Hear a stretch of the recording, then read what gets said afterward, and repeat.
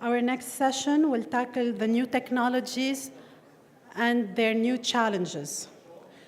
The session will be moderated by Mr. Jérôme Ribaud-Gaillard, a city expert from the European Union. The speakers joining him at this session are Mr. Scott Manson from Cisco, Mr. Jürgen Millian from Lenovo, and Mr. Nizar Al-Farra from Commvault. Good afternoon, ladies and gentlemen. I'm Jérôme Ribaud-Gaillard, city expert of the EU delegation in Lebanon. I would mention the European Union delegation in Lebanon. I'm very pleased to be today with you on very soon introducing my colleagues, speakers around this panel table today. But first, give me opportunity to give you a few key messages about what are the challenges, what are the stakes of cyber security for the European Union.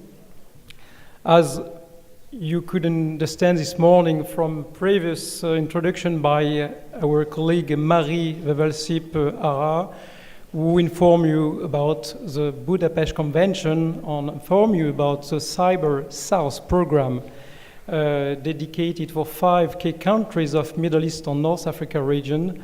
The EU has now strong engagement in terms of cybersecurity for all the regions. So a few words to say that the cyber threat landscape has changed drastically in the recent years, and cybercrime business models have evolved, and new threats related to Internet of Things are emerging. The changed geopolitical environment has affected the way we perceive cyber threats. Across the EU, we are looking at cyber threats at a more strategic level now to protect the well-being of our democracy, societies, and economies. A new EU cybersecurity strategy was presented by the Commission in September 2017, so very recently, to mitigate the risk stemming from the new threat landscape. Important to mention to say that both public and private sector are increasingly reliant on digital tools, but also new actors are active in cyberspace with evolving motives. Intelligence motivation translate into cyber espionage, for instance, but also political motivations lead to propaganda strategy announced by information obtained through cyber espionage. Jihadism could, in the short to medium term, translate into cyber terrorism if it's not already the case. Financial motives also are driven by an evolving cybercrime business targeting on a much larger scale. On the market of malicious cyber tools is growing .web, but we'll talk about it later with our guest speakers. An ever-increasing connectivity of poorly secure devices, what we call the Internet of Things, has brought new instability to cyberspace by increasing the potential firepower of malicious actors. So what now are the responses, or what are the responses from an EU perspective? First, we believe that mitigating the risk starts with an increased resilience on policies able to restore trust in digitalization. Up until now, the EU has continuously announced its efforts in addressing cybercrime and raising cyber resilience. Comprehensive EU legislation is in place to fight cybercrime, and the level of cybersecurity in critical private and public sector organizations within the EU has been increased. I would like to add that the 2013 EU cyber security strategy was accompanied by the legislative proposal that aims to strengthen IT risk management as well as advance security of networks on information system in the EU, what we call the Network on Information Security Directive, law for the EU language, or we call it also shortly the NIS Directive. The NIS Directive has been adopted in July 2016, also quite recently, and will be fully transposed into the national laws of the member state of the EU by May 2018. That means tomorrow. So its objective is to boost the overall level of online security in Europe through improving national cybersecurity capabilities, on enhancing also cooperation between the member states, on ensuring a high level of risk management policies and practices in key sectors. So it was important for us, for me, on behalf of the EU delegation, to give you an environment of what is at stake now in the EU, on what is at stake in terms of international cooperation also with third countries. The Budapest Convention on this Cyber South program, which was exposed today morning, give a better understanding of what is at stake. But although it is even much more important to understand also what are the new technology evolution, what are the new type of threats before us, as every day we just consider that new technology are brought to our private home, but also brought to our private business, or brought also to our government infrastructure. I would mention the critical governmental infrastructure. So the reason why today I would like to introduce to our guest speakers, starting from my left, with Mr. Nizar El Farah. He's technical services consultant from Commvault, and if I'm not wrong, you are based in the UAE, in Dubai. Then Mr. Jürgen Million, you're responsible for technical sales and also business development for Lenovo, also based in Dubai.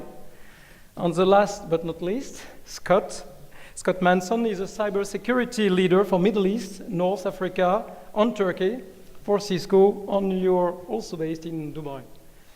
So I will leave the floor today to my colleague to tackle this important issue, which are the new technology and the challenges, the risk that they do represent when combine cloud computing with in artificial intelligence, blockchain, all together are posing definitely new threats to our daily private life, to our businesses, economies, but also to our, I would say, governmental infrastructure, ranging from telecommunication to aviation security to nuclear power energy, and I'm sure that I will be missing to mention, to quote, many other areas of strategic importance.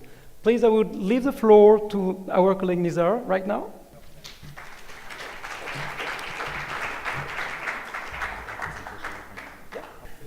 Okay, so I'm going to start off by giving you an overview. There's a slight mismatch, but yeah, I can go first. Okay. I'll keep it short and sweet. So I'll give you guys an overview of data protection strategies and how that dovetails with security. So in fact, really, data protection and security go hand in hand. From an agenda perspective, I'll stick to my 10 minutes, 10 to 12 minutes. I'll try not to go over, but we'll start off by talking about industry trends, what we're seeing around us, the adoption of those industry trends, which is really a fact that we're all kind of undergoing. So despite what a lot of us might think about not getting onto the cloud, we really are. The majority of us are getting onto the cloud. So a lot of those new trends that we're seeing are in fact upon us, and we are in the midst of this digital transformation era. Then I'll switch gears to talk about security and data protection, and I'll end with just a little bit of guidance of how we can help as Commvault. Obviously, this is not a vendor-specific session, but a lot of this is also general good practice and hygiene. So the trends that we're seeing is that there's lots of challenges that we're being faced with. Obviously, challenges across the infrastructure side. So there's an infrastructure revolution that's happening. We're seeing data being moved, or basically data being hosted, not just in the data center, not just in the physical data center, but data being hosted in the cloud. Service providers are starting to drum up their business models and offer X as a service, infrastructure as a service. Lots of small to medium businesses, lots of mid-market type customers are starting to move to the cloud, service providers. In conjunction with X as a service, that's also really a fact of life that a lot of us are actually using. despite, regardless of the industry that you're in, right? So those of us that happen to be in sales, a top of mind thing that comes to my mind is Salesforce. Salesforce Dynamics, that's a software as a service offering that's being hosted in some cloud, sat somewhere in the US with redundant geo-redundancy across the world. Effectively, you're using and putting a lot of your mission critical data in someone else's cloud, so you're entrusting them. The mobile workforce, again, that's a fact of life. A lot of our employees, a lot of your employees there's a mobile workforce, right? The level of productivity is going up. And what happens, the flip side of this higher productivity is that there's a threat. There's a potential threat that a lot of these mobile users pose to the company when they bring their devices and connect them back to the network. So that's on the infrastructure side. On the business side, obviously businesses are demanding more, right? So we all see it, all of us that are in IT know that you have to do more with less. You're not getting the same kinds of budgets that you got before. So we as vendors have to become a lot more creative in selling you the value proposition of what we can do. And you guys are becoming a lot more astute when it comes to selecting those vendors. So you're not gonna go for a siloed product when you can go for effectively a Rolls Royce that can, for the price of a Corolla, right? Line of business requirements are coming through. Demands are increasing, again, based on, obviously the theme of this event is cybersecurity and crime, blockchains, right? Blockchain is something that, again, is upon us, and there's a need to protect, there's a need to transact. Cryptocurrencies are also being used, so we need to see, as vendors, what the best mechanism to deliver that to you guys is. Now, all of this stuff is happening because of the digital transformation, right? Digital transformation, the Internet of Things, that's causing a surge in the amount of digital data that's being created. And these are obviously stats that were produced by some of the industry analysts. So 90% of the digital data that we see in the past 2 years was actually created over the past 2 years, right? 90% of the digital data that we have in our compute environment has been generated in the past 2 years. And that's no surprise because of the IoT devices, because of mobility, because of a lot of the stuff that we're doing that's digital in nature. 70% of you guys, customers, again, survey, are starting to move some of their workloads into the cloud. And by 2020, close to 21 billion devices are going to be connected, or 21 billion devices are actually going to be connected, mobile devices. They're going to be connected to the internet. So you can just imagine the scale and the flip side, the threats that we are all going to be subjected to. So whether you like it or not, whether you want to, lock shop and just work in your little silo, you are going to be subjected to some kind of threat. So from an adoption perspective, we obviously see that we have the traditional data center, the on-prem data centers, we have the hybrid clouds, and we have the public clouds. Based on this Gartner study, I believe, we're seeing that between 2013 and 2018, the adoption of the private cloud is going to be the highest. So a lot of you guys are starting to dabble with the idea, and I understand that in this part of the world, we're a little bit late when it comes to adoption of some of these technologies, and maybe that's actually to our benefit, right? We've been subjected to lesser attacks, maybe not so much in the UAE, but at least in Lebanon. So the fact of the matter is that you are dabbling with that technology. So you're moving away from your traditional on-prem infrastructure to a hybrid infrastructure, which is effectively a gateway eventually into the public cloud. And lo and behold, guess what? The data center is disappearing. So as you can see from the blue line, it's sliding, indicating that obviously the physical data center is going away.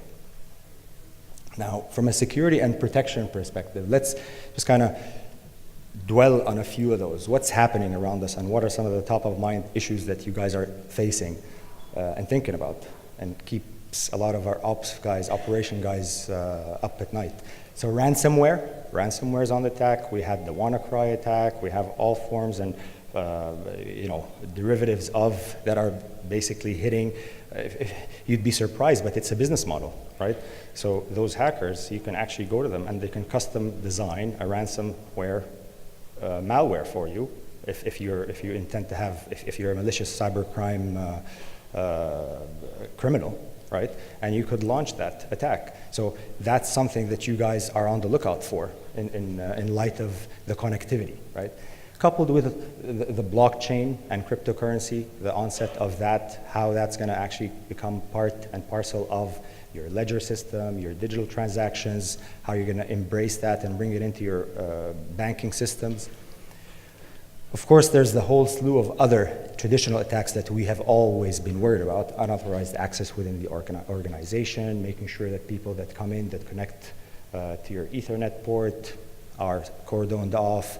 Wi-Fi, you again limit the access. The mobile workforce is a big threat, especially for those of us who actually bring our own devices into the workforce, right? Without the right proper security mechanisms effectively employed on those devices, we subject a big threat to the organization and to the well-being of the data that resides within.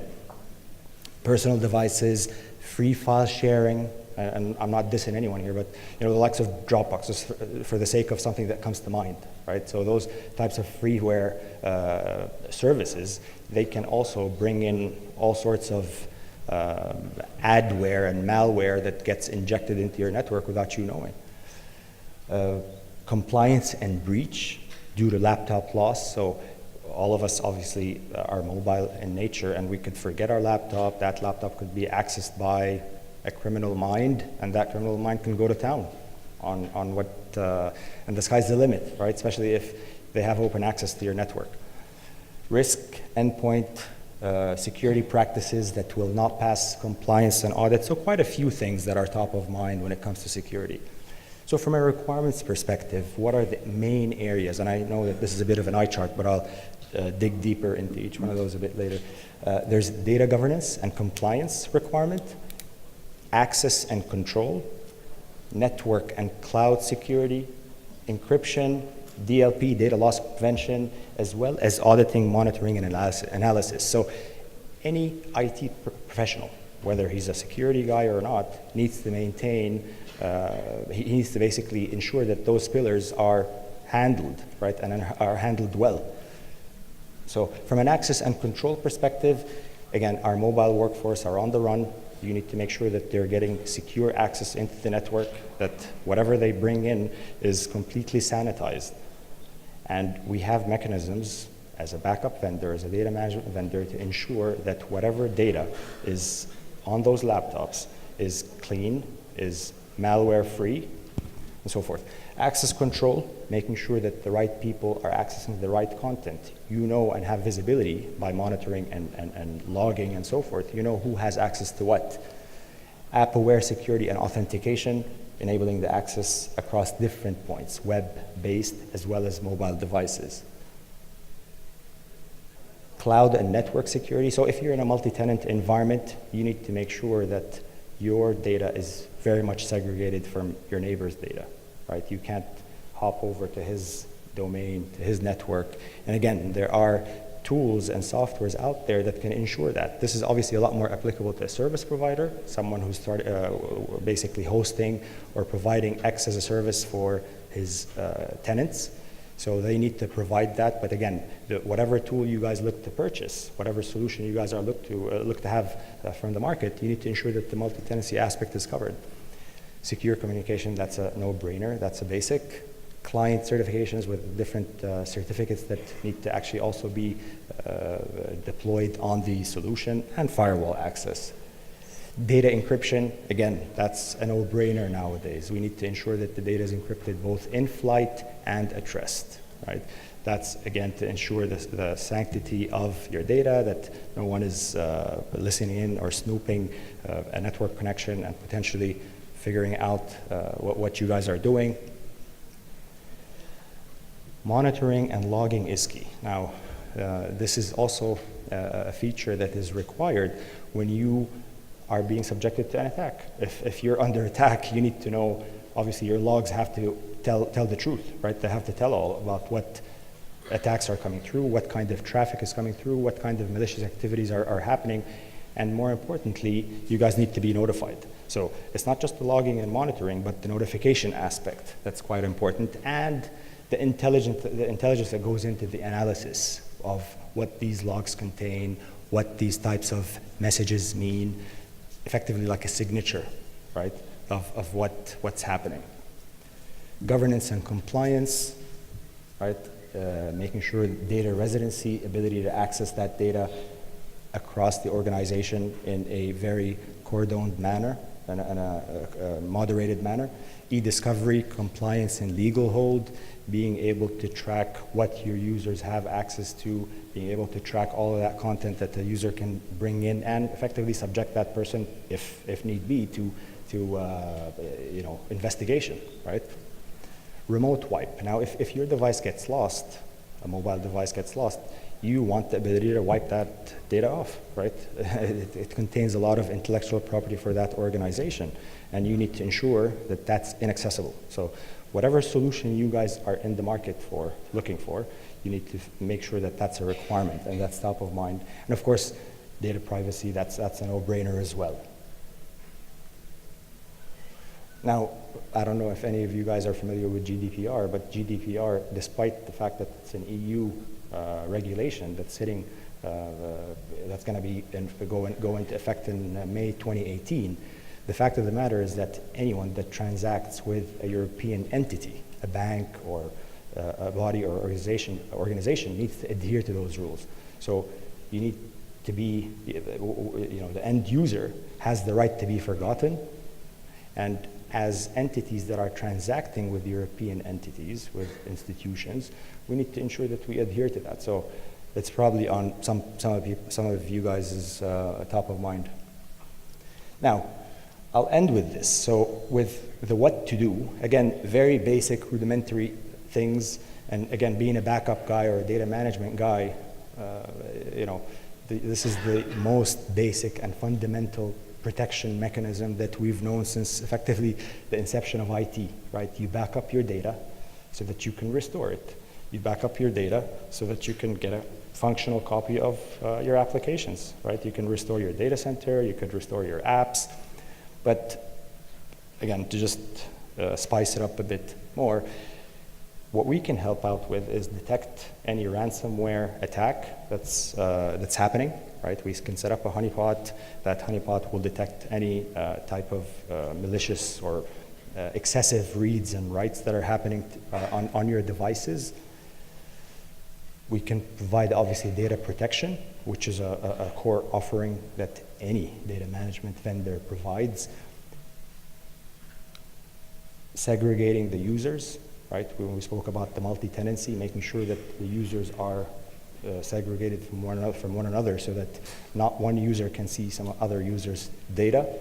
Secure communication, which again is the basic pillar of any connectivity, and I'm sure my colleague from Cisco will talk about that as well in more detail.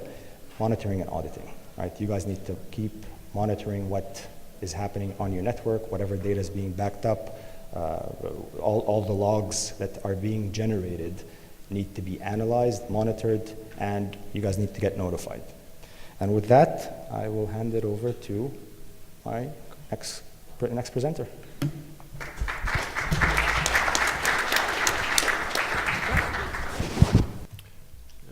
Hello, my name is Jürgen Miljan. I'm representing Lenovo Data Center Group here. Thank you for joining us here this afternoon. And I want to give you a brief overview on how Lenovo is addressing the security topic in the enterprise. First of all, Lenovo Data Center is a relatively new player in the data center field. We started 3 years ago when Lenovo took over the x86 server business from IBM. This brings us in a very comfortable position in the market today. First of all, we inherited the innovation focus that we had in IBM, and we're continuing on that road. About 1/3 of our employees are in research and development, so we're hugely focused on bringing new innovation to the market. But on the other hand, we have a strong heritage. I myself, I'm an IBM veteran for 26 years. So I know the data center inside out, and so is most of my team.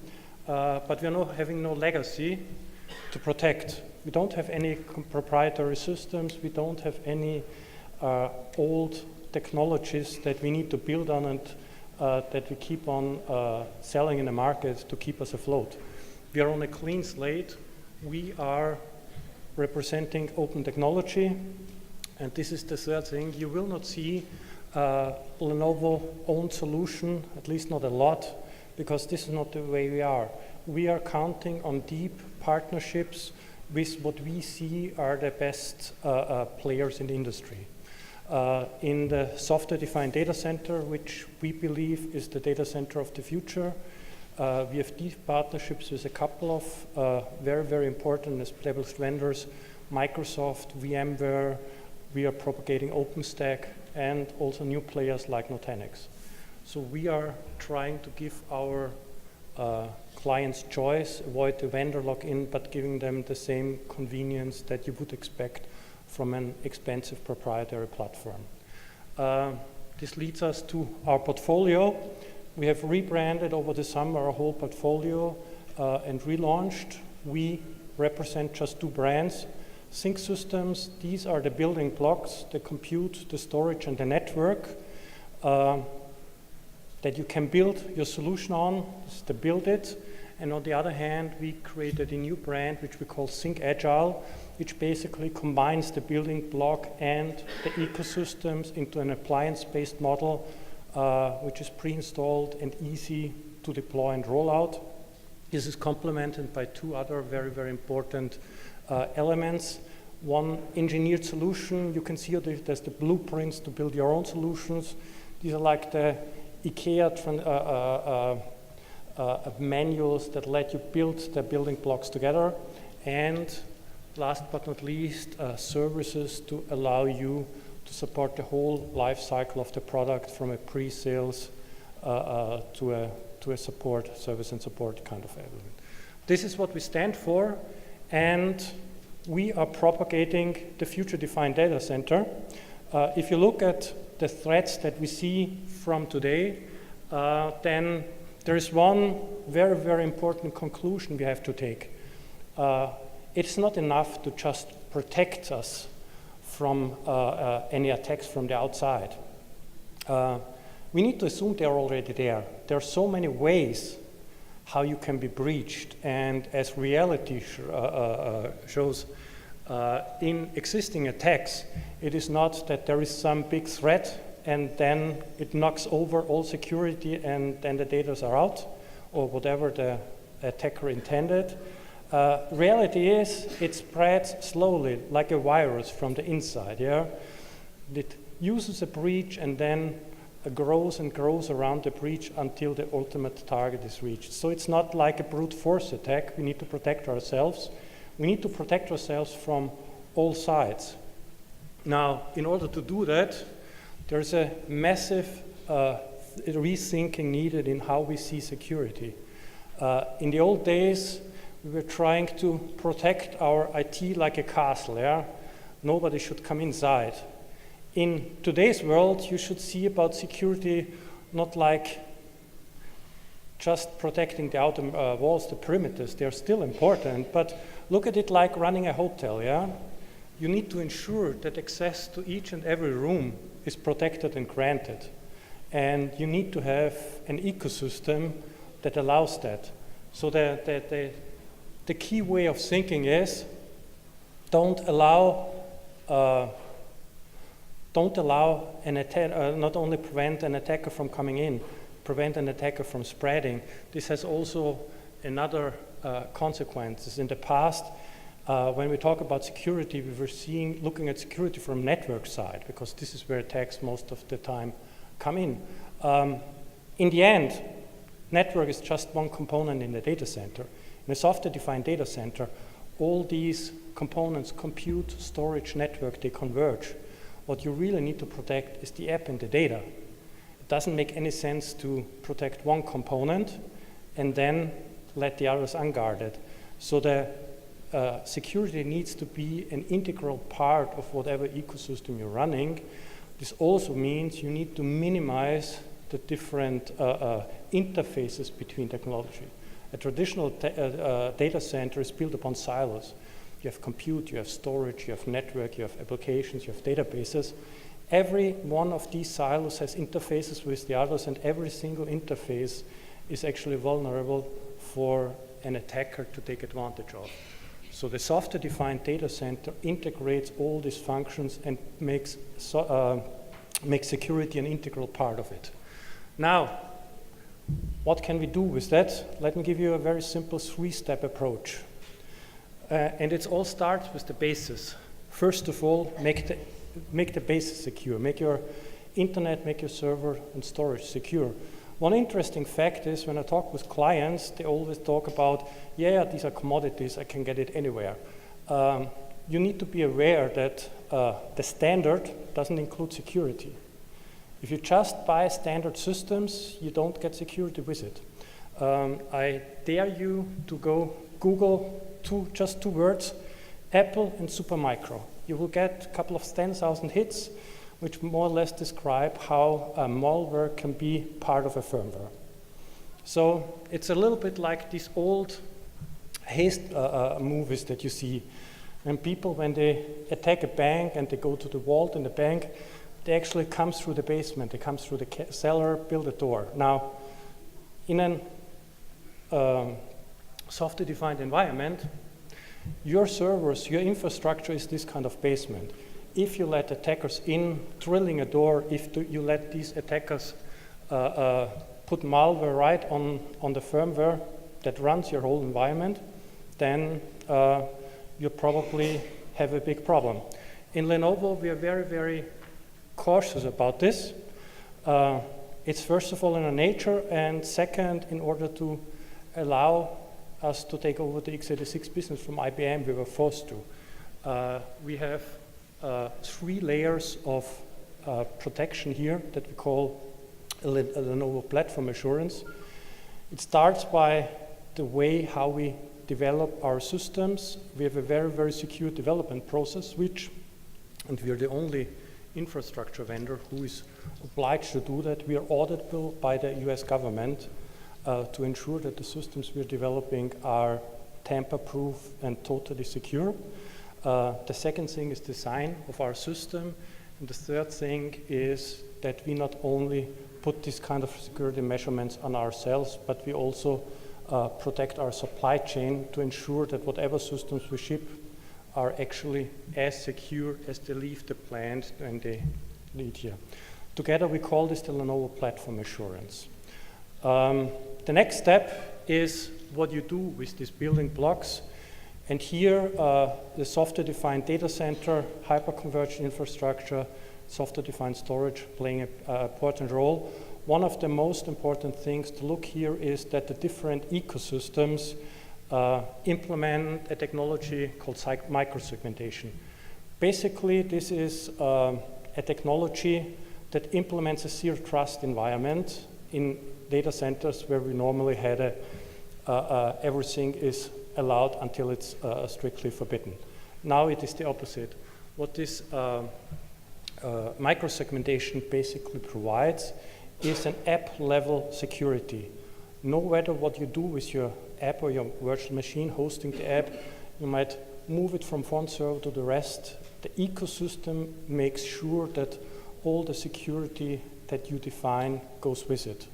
So this is not some afterthought. This is not a security appliance that you put in. The security and the technology of the security is built in right into the ecosystem. The slide I'm showing is showing the example in the Nutanix ecosystem, but all the other ecosystems that we support in Lenovo, Microsoft, VMware, OpenStack are implementing the same kind of technology principle. 80% of the traffic in the data center is what we call east-west, so server-to-server traffic. If you allow in a very granular way to secure this kind of traffic, then you are preventing your malware from spreading from one side to the other in the most efficient way. And last but not least, when you have this kind of infrastructure built up secure, then you can look at, on top of that, what you can do in order to make it audit-proof, what you can do in order to secure your whole environment. Modern data center is not just limited to run their own applications.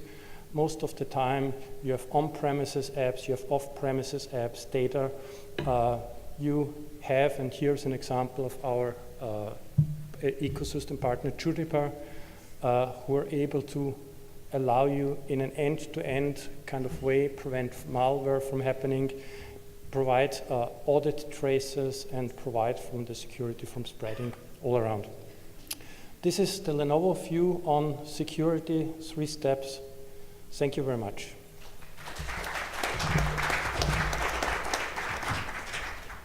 Good afternoon. So just a few slides as a bit of background noise, as I want to tell you the story as we see it in the market space. It's a fascinating market. Obviously, the colleagues here have touched on a lot of the moving components that we have at play. And I think the mantra that we are looking at this market with is you can't protect what you can't see. So with this huge proliferation of digitization that we see in the market space, and there's lots of different stats, Nizar mentioned a few as well, no matter what the number is, it's big, right? And we're seeing a lot more things coming online. Anything now connected to IP is hackable. Anything now connected to the internet is a vulnerability. It's a threat vector that we need to be able to firm up. So what we see with this, almost like this perfect storm, is we see the good and we see the bad. So there is a huge opportunity for us as not only workers within companies, as consumers, and then, of course, the companies themselves. There's a huge opportunity associated with digitization. There is no doubt about it. Some of the use cases that we see in the market today from a business point of view are really making transactional interaction with our consumer base, our customer base, much more easy.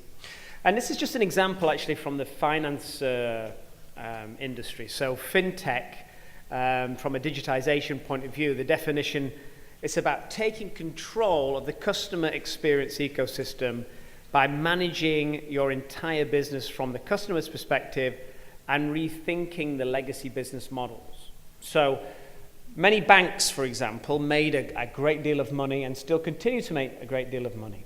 But what digitization is doing really, there's kind of 3 trends that we see. We're seeing that helping with that customer experience. It is a competitive market out there. There's a lot of choice. So what we are seeing in the market is that with that choice, of course, we need to get more nimble with the way that we interact with our customers. This is one good example of what's really driving the use cases associated with digitization. Whether that's in banking, we also have ministries and service providers as well that are adopting a lot of these use cases. Also from the perspective of the experience that customers have when using whatever that use case will be. Back to finance again. Because of the choice of so many banks, and I'm amazed at how many banks you have in Lebanon, by the way. I always, every time I visit, I see a new bank popping up. It must be an amazing industry to be in. There's a lot of money maybe in Lebanon, I think. So what amazes me is how do you differentiate? And this really is what digitization can offer us, new services to the market, a simpler way of interacting with the customer base.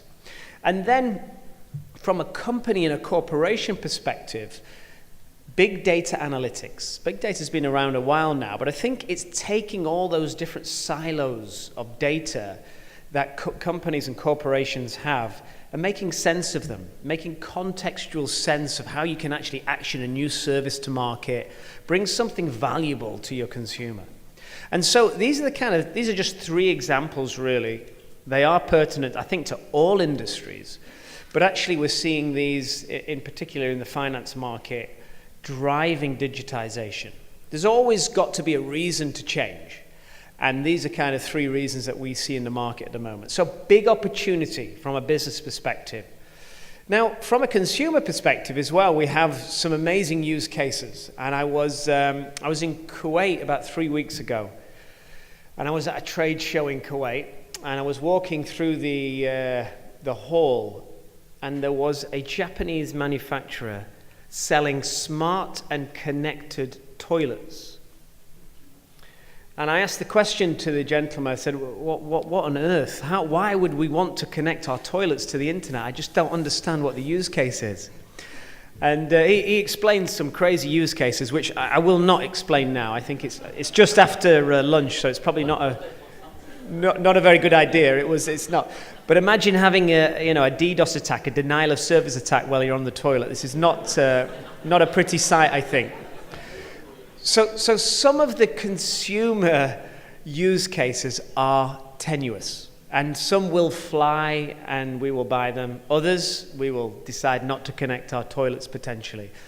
But we have everyday new use cases coming online which are empowering the consumer and making our lives easier in some areas.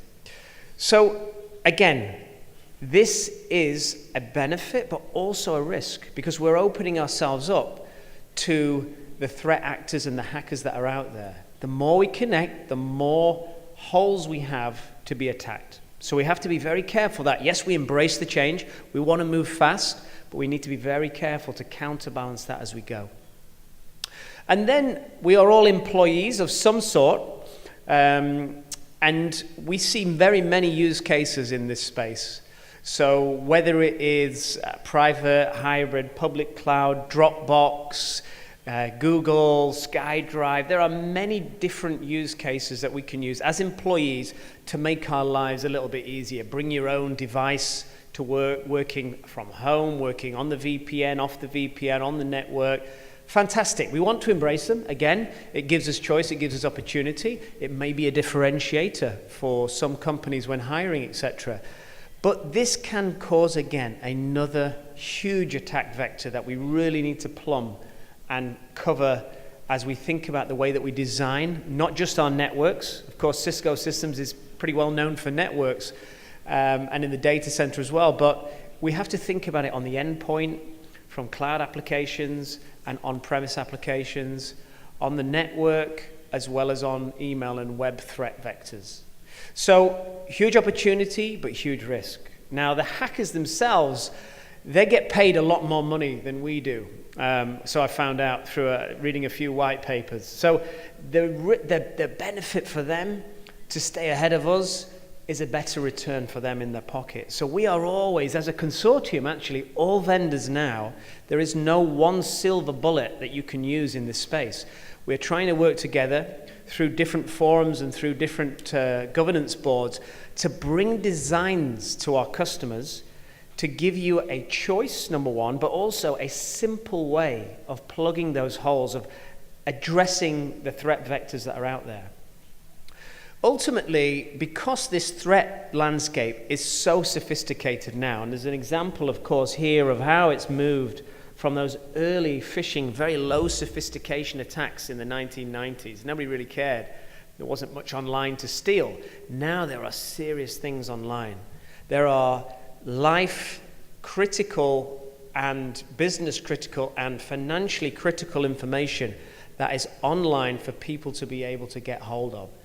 So with the sophistication of these attacks, we need to stay one step ahead again. And we cannot do this through technology and people alone. It has to be a marrying of the two, and then wrapped around with a lot of process and a lot of thought that's been put into how we're using these technologies.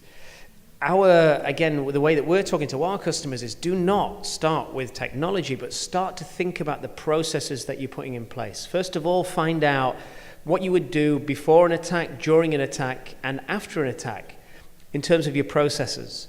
Then you can start to dovetail, retrospectively fit in different technologies to address those areas. This is the first thing really for us to talk about. But with this dynamic threat landscape, what we're trying to do, all vendors, whether we work in isolation or together, is reduce the operating space of the attacker. Because they are so sophisticated in what they're doing, we are struggling to keep up. So we have to create different layers to be able to catch those attacks as we go. So before the attack happens, we need to be ready. During, what are we going to do? How are we going to quarantine? How are we going to segment our network? How are we going to make sure that we not only just quarantine, but actually eject that threat? And then retrospectively, after an attack, where is that malware sat in the environment? It could be stayed dormant for months, years on end. So we have to be able to look at all three of those different attack continuums. So the security problem, as we see it, is almost like a perfect storm. So we've got these great changing business models, consumer, business, and as employees as well. We want to embrace them because they're cool and they make our lives easier. So we're probably going to embrace them. It's human nature. We want to move and we want to innovate. It's most people's nature. But we also have this perfect alignment. It's not perfect for us, but it's a perfect storm that we're in of this dynamic, highly sophisticated threat landscape. It is an industry in itself where the hackers are making money out of the most crazy things. And so this is what we're up against in when we look at the perfect storm in front of us. But then this is exacerbated and amplified even further. And it's amplified because we don't live in a greenfield world. We talked about it before. Jürgen was saying, 22 years in IBM, there is a lot of data centers out there. There's a lot of networks out there. We're not going to throw them in the bin and start again. So we have to cope with brownfield existing environments. And let's be honest, this is a customer's environment, actually. Although I took the name off the customer not to embarrass them. It's not anybody in this room. But it really is a perfect example of the complexity of a brownfield environment. From the edge to the core, to the endpoints, to the various different software as a service and SP cloud MPLS environments. These are real life scenarios. And what we see multiple management paradigms. We see multiple data stores. And we see all of this different complexity coming together to make it even harder for us to manage. So when we look at the changing business models, when we look at the sophistication and the money involved in this industry of hacking, and when we look at our environments, it is no wonder that we have a huge challenge when it comes to cybersecurity. So I've just basically told you how bad it is. But there is some light at the end of the tunnel. And I think what we really need to think about is breadth and depth in the way that we look at all of the things in our environment. We need to understand the context of what's happening in the environment. So not only from an endpoint, mobile, virtual, and cloud perspective and a data center perspective, but it's the context of what, who, how, where, and when people are executing things within that environment. The more that we can get the context of what's happening in our environment, the more we can see, the more we can protect, quarantine, and mitigate the risk and reduce that footprint, reduce the operational space for the attacker. So again, back to the original point, visibility is the key thing here. We cannot protect what we cannot see. And this is the thing that we consistently go back to with all our customers from an advisory point of view. Even if they don't take any Cisco technology, we have to be able to understand the different layers in our environment and be able to understand what's on them, who's on them, and is that individual doing the wrong or the right things according to policies. Everybody talked about policies today. We have to be able to take that old runbook policy that you had on your desk, and you may still have on your desk in A4 paper, and we need to be able to automate the principles of that policy into technology, because we cannot just throw more people at this problem. We have to use the technology to automate the way that we address the attacks coming in, the attacks before they happen, during, and after they've happened as well. So I would, and as a corporation, Cisco is talking to our customers about trying to understand and get visibility of your environment first and foremost. Before you purchase any technology, because you've already got a lot of technology, think about the policies and the procedures that you want to bake into the way that you're governing your priority 1 and priority 2 crown jewels within your environment. And then put those policies as much as you can and blaze them into an automated way. We talked about software-defined networking, software-defined applications, software-defined data center. Put them into policies that can then go and be proliferated out to build a strong governance model for all of the different facets that you see up here on the screen. All of these things need to be understood, made visible, and then protected as well. So that's just a small flavor of the problem, the potential solution, and what we're doing about it at Cisco Systems. I'll stop there for time-wise. Thank you.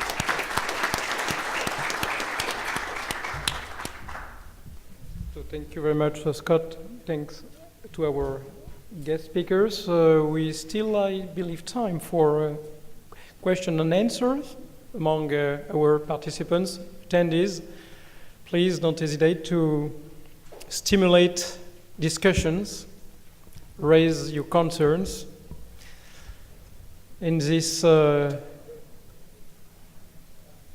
important new technology challenges before us as consumers, us as business owners, or us as well as public administration managers or decision makers. Question in the room? Can I break the ice quickly? Yes, please, Scott. How Please. much would you pay for a smart and connected toilet? Depends on the use case. You haven't told us the use cases, yeah? It's all about the use cases. Yeah. But I can imagine, I mean, I've been to Japan a couple of times. There are enough use cases there, yeah? The question is if they translate culturally, that's not so easy. So let me just raise one issue, one question, dear experts. From time to time, we see more and more presentation of the latest research about artificial intelligence. This is really the trendy, fascinating in a sense. We do remember a few years ago, for those who have learned to play chess on a chessboard, remember that a fantastic computer was invented more than 20 years ago, the first computer to try to challenge Garry Kasparov, was the world champion at this time in the mid-90s in Soviet Union and then in Russia. And for many years, the machine was not able to defeat the number one chess champion. And at a time, Kasparov was defeated. Once maybe, but anyway, it was a fantastic victory of the computer, of the machine, of the artificial intelligence for the first time against a human being. And more recently, we have seen more, I would say, up-to-date applications with a robot who is able to reverse like alto-salto acrobatic figures.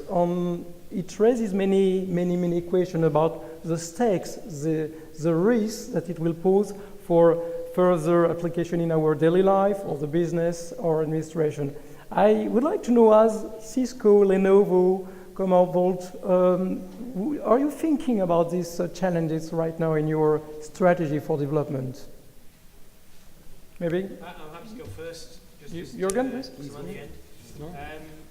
So for us at Cisco, it's a space that we have only, I would call it partial automation that we are following, not artificial intelligence. Not because we think artificial intelligence is the wrong strategy, just that we don't have any technology that does artificial intelligence. But I think, of course, we have to draw the line somewhere on artificial intelligence. But there are, smart legislative and governing policies that can maybe stop us going too far with AI. But from our perspective, when we look at, we're doing quite a lot of partnering with IBM in this space as well. They have a pretty interesting machine called Watson, and I think they have some amazing algorithms. And what we've seen in the cybersecurity space that we're partnering with them on is that you can automate a lot more of the things that you just were unable to automate before. Now, there is definitely going to be a tipping point when you go from reality into, potentially pushing the dangerous line of going too far on artificial intelligence. The machine can only have so much power, of course, but the use cases we see are very beneficial for many of our customers at the moment.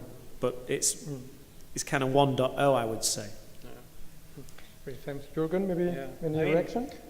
First of all, we just announced an AI framework in Lenovo, so we are very much engaged in artificial intelligence. I want to comment a little bit about you see Watson. I mean, there was this very funny story that there were some things that Watson learned that were not so desirable to learn, so especially swear words and these kind of things. So they had to be unlearned then again and basically wiped, because it's not always what we see. I mean, basically, I believe most important is that technology solves some problem but creates others, yeah? And we're constantly, we need to leapfrog it, and the way to do it is just to stay on top, yeah? So there's not, but we all know that, I mean, there's not one time where you can say, okay, now we're done. Everything is innovated, we just stay here to rest. We need to constantly change with it, and I mean, there might be in the future self-driving cars, and this is a new murder plot. You don't need to cut the brakes anymore, but you just tell the computer who is doing the self-driving in the car, please drive in the next wall. Yeah, I mean, it might be here.